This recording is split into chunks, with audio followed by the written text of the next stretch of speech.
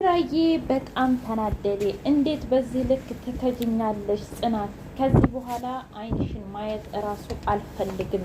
እንዴት ነው ለምሩ ልድርኝ የነበረው? እንዴት በእኔ ላይ በእኔ ህይወት አንቺ ምን አገባሽና ትቀልጃለሽ ብሎ በጣም ተናደደ። 5 ቢራ ነው የጠጣው ማለት ነው። ኧረ እባክህ ሱቁን እኮ ጨረስከው እንዴ? በሰላም ነው ብሎ ሲለው ናሆሚ እስኪ ተወኝማ፣ አምስቱን እኮ ጠጥተህ እንኳ ፍንክች አላልክም አለው። ተወኝ እባክህ በጣም ተናድጃለሁኝ ሲለው ናሆሚ ደግሞ አይ ሴቶች እኮ እንዲህ ናቸው፣ ሴቶች አይጨበጡ አይያዙ፣ እስኪ ተወኝማ፣ እኔ ራሱ እንዴት እንደዚህ አይነት ነገር ትደብቀኛለህ? እንዴት ነው ሄኖክ አግቷት ያገተችኝ ሀሴት ነች እንጂ ሄኖክ አይደለም ብላ ያለችው፣ እስኪ ይሄን ለምን ለኔ ትዋሸኛለች ብሎ በጣም ተናደደበት። ሄኖክን ኪራዬ እንግዲህ በቦክስ በእርግጫ በጥፊ ብሎ ሰቃቅሎ ለቆታል ማለት ነው። ወደ 7ኛ ሰማይ ነበረ ያሰበው፣ ነገር ግን 4ኛ ሰማይ አውርዶታል። እና ሄኖክ እንግዲህ ቁስልስል ብሎ ወደ ሆስፒታል ገብቷል ማለት ነው። የቀጣይ መርዶ እንግዲህ ወይ ሞት ነው ይባላል። ሰላም ውድና የተከበራችሁ የቻናል ቤተሰቦች እንዴት ናችሁ? ሁሉ ሰላም፣ ሁሉ መልካም። ምን እግዚአብሔር የተመሰገነ ይሁን ሰላም ነኝ። ለዚህ ቻናል አዲስ የሆናችሁ ሰብስክራይብ በማድረግ ቤተሰብ ሁኑ። ነባር ቤተሰቦች ደግሞ ስለምትከታተሉኝ ከልብ አመሰግናለሁ። ጽናት ድራማ እንደቀጠለ ይገኛል። እንግዲህ የኪራ አባት ደውለው ጽናትን እንዴት ነሽ ደህና ነሽ ወይ ካሉ በኋላ ጽናትዬ ምን ይሆን አሁን ደግሞ ምን ሰምተው ነው? እውነት ሀሴት አለመኖሯን ሰምተው ይሆን? ምን ሊሉኝ ነው ብላ በጣም ተጨናንቃ አነሳችሁ። እንዴት ነሽ ልጆቼ ደህና ናችሁ ወይ ካለ በኋላ ሀሴትና ኪራ እንዳሉኝ አድርጌ ነበር፣ ለማግባባት ለማቀራረብ ሞክሬ ነበር፣ ግን ደግሞ በፍጹም አልተሳካልኝም ብላ ስትነግራቸው እሳቸውም ምንም ችግር የለውም ልጅ፣ ከዚህ በኋላ አላስቸግርሽም አለ። እውነቱን ነው ጋሼ፣ ምክንያቱም እኔ ራሱ ከዚህ በኋላ ምሩን ሀሴትዬና ኪራ ባንድ እንደሆኑ ከማልፈልገው ሴት አንዷ ነኝ። በፍጹም ለኪራ የምትመጥነው ሴት አይደለችም ብላ ስትናገር ኪራ እየመጣ ቆይ አንቺ ምንድን ነው ሲል፣ አረ ምንም እኔ ከጓደኞቼ ጋር እያወራሁ ነው አለች። አረ እባክሽ ከመቼ ወዲህ ነው አንቺ ጓደኞቼ ኖሩሽ? እስኪ ተይ በውሸት ላይ ውሸት አይሰለችሽም ብሎ ሲላት ሁሉንም ነገር ነገረችው። ከእናቱ ህመም በስተቀር ሁሉንም ነገር ስትነግረው እሱም በጣም ተበሳጨ። እንዴት እንደዚህ አይነት ነገር ትደብቅኛለች በማለት ተነስቶ ሲሄድ ለናሆሚም ሲነግረው ናሆሚ ደግሞ በቃ ተረጋጋ፣ እኔም እኮ ይህን ነገር አቅ ነበር አለው። እንዴ እና ታዲያ እያወክ ነው እንዴ ዝም ያልከኝ ሲለው ታዲያ እሳት ላይ ጋዝ ላከፍክፍ እንዴ? እስኪ ተመልከት አሁን እንኳ እንዴት ተናደድ። ያኔ ምሩና እኔ ራሱ የተጣላ ነው በዚህ ምክንያት ነው። ምክንያቱም ሴቶቹ ሲዶልቱ ስለነበረ ይሄን ነገር እንደምንም ብዬ አወጣጣሁ እና በጣም እኔም በሰዓቱ ተናድጄ ነበር ሲለው፣ እስኪ ተመልከት እኔ ጽናትን አላቃትም ማለት ነው? በውሸት ላይ ውሸት በውሸት ላይ ውሸት ደራርባ እንደዚህ የምትነግረኝ አለ።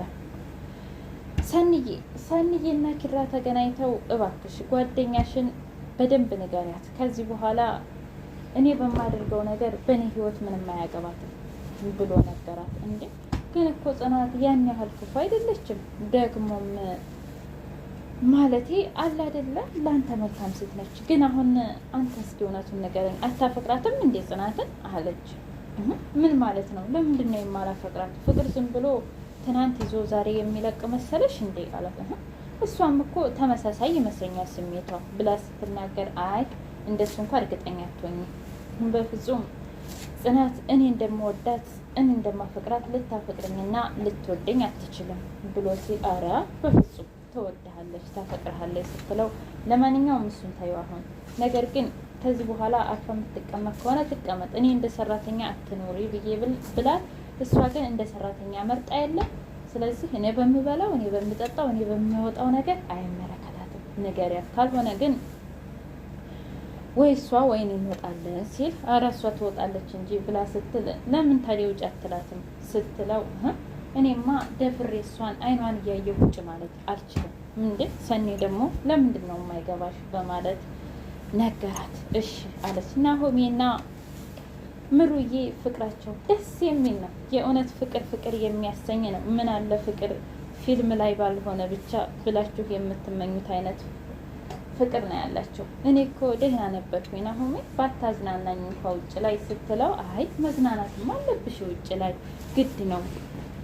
ከዛ ከሆስፒታል እንዴት እንደተጨነቅኩ የነበረው እኔማ ሄደሻል ብዬ ብሎ ሲላት፣ እኔም እዛ ታግቼም ሆነ ሆስፒታልም ገብቼ በጣም ያዘብኩት ላንተ ነበረ። ምክንያቱም እንደ አይነቱን ነገር እንድትመርጥ ስላደረግኩ በጣም ይቅርታ አለችው። እንዴ ለምን ይቅርታ ትያለሽ? ተይ እንጂ እባክሽ፣ አሁን ስለ መጥፎ ነገር ባናወራ ደስ ይለኛል። አሁን ስላለሽበት ስለ ጤናሽ ብቻ ብናወራ ደስ ይለኛል በማለት አወሩ። ልክ ነህ እና ደግሞ እናቴ ልትመጣ ነው አላት። ውይ እኔ እናትንማ በጣም ነው የምፈራው ስትል፣ አራት ፊት ምንም የምታስፈራ ሴት አይደለችም። ሲቀጥል ደግሞ እናቴ በቃ እኔና ሆምን በያት አለ። እውነትህና? አዎ ለነገሩ እናንተ ሴቶች የባሎቻቸውን ቤተሰብ ይፈራሉ ይባላል። ግን የእውነት ተወጃታለሽ፣ እሷም ትወድሻለች። አይ ግን ለምንድን ነው ደግሞ ሰራተኛ አይነት ብለህ የማታስተዋውቅ ስትለው፣ ሰራተኛ አይነት ብዬ አስተዋውቄ በኋላ ደግሞ ተረከዘ ቆንጆ ሴት ብታመጣስ ያችን አይቼ ባገባስ ያችን ሲላት፣ ተረከዘ ቆንጆ ትወዳለህ እንዴ አለች። ዋው የኔ ተረከዝስ? አይ ያንቺ እንኳ ተረከዝ ለመራመጃ ቆንጆ ነው አላትና አናደደ ብላ በጫማ እያባረረችው እየተሳሳቁ ተይተው እየተባባሉ ነበር። እኔ እኮ አንቺን በማግኘቴ በጣም እድለኛ ነኝ እየተባባሉ ሁለታቸው ፍቅራቸውን ያጣጥማሉ። ጽናትዬና ኪራዬ ግን አይጥና ድመት ሆነዋል። እባክህ ምግብ ብላ ስትለው፣ አንቺ ሴትዮ ኧረ እባክሽ ተይኝ፣ እኔ በቃኝ አልፈልግም ነው የምልሽ፣ ጠግቤያለሁ። ካልበላህማ እኔ ራሱ አልበላም እንዴ አበዛኸው አሁንስ እየተባባሉ መጣላት ጀምረዋል። ሰንዬ የግድ ዛሬ እኛ ቤት ማደር አለብሽ ብላ ጽናትዬ ቤቷ ይዛት ሄዳ፣ ከዛ በኋላ ተንኮል እንግዲህ ቤቱን ቆልፋ፣ በቃ እኔ እዚህ ሳሎን ላይ ከተኛ ሆይ ጽናትና ኪራ አንድ ክፍል መተኛት አለባቸው፣ በዛውም ደግሞ በደንብ ይታረቃሉ ብላ አስባ አውቃ እንቅልፍ የወሰዳት መስላ፣ እንዴ ነይ አላችሁኝ፣ ቤቴን ትቼ መጣሁኝ፣ ደግሞ እዚህ መተኛ ልጣ እንዴ? እኔ ከእንቅልፌ ቀስቅሰው ሌላ ቦታ ከሄድኩኝ እንቅልፍ አይወስደኝም አለችው ኪራን። ወይ ጣጣ፣ አሁን ምን አባቴ ላድርግ ነው? ከፈለግ ሂድና ጽናት ክፍል ተኛ አለችው። አንቺ ደግሞ ትቀልጃለሽ እንዳለ፣ ኧረ የምን ቀልድ ነው? እኔ ለማንኛውም አትረብሽኝ ብላ ሂዶ ከዛ ደረጃው ላይ ቁጭ አለ። ጽናትም ጋቢዋን ለብሳ መጣችና፣ እንዴ እኔ እኮ ሰኒም ብጠብቃት ቀረች አለች። ሰኒማ ተኝታልሻለች ሶፋው ላይ። ምን? አንተ የት ልትተኛ? ምን አውቃለሁ እዚህ ነው። አይ እንደሱም አይሆንም። ባይሆን አንተ ሂድ እዛ ተኛ ነኝ ክፍል፣ እኔ ደግሞ እዚህ እተኛለሁ። ያምሻል? አብዴሻል? ጤነኛ አይደለሽም? እኔማ እዛ አልተኛም አላት። እንግዲህ እንደዛ ከሆነ እኔም እዛም ሂጅ አልተኛም እና አብረን እንተኛ። ቆይ አንቺ ምንድነው አላማሽ? ምንድነው አላማ? የዛ ከተኛች አብረን እንተኛ ምን ችግር አለው? አይ አንቺ ሴትዮ እንኳን ጤነኛም አትመስለኝም። ለማንኛውም እኔ እዛ በቃ አልሄድም ብሏት ኪራዬ ተናደደ። እንደዛ ከሆነ እኔም አልሄድም ስትለው፣ እሺ ሂጂ በቃ ለማንኛውም ሂጂ ተኝ መጣሁኝ አላትና ኪራዬ እየተበሳጨ ሄደው አብረው አደሩ። ከዛም በኋላ መጠጥ ቤት ሄዶ እንግዲህ ታውቃለህ እኔ ሀሴት የሆነ ታሪክ ነግራኝ ነበረ።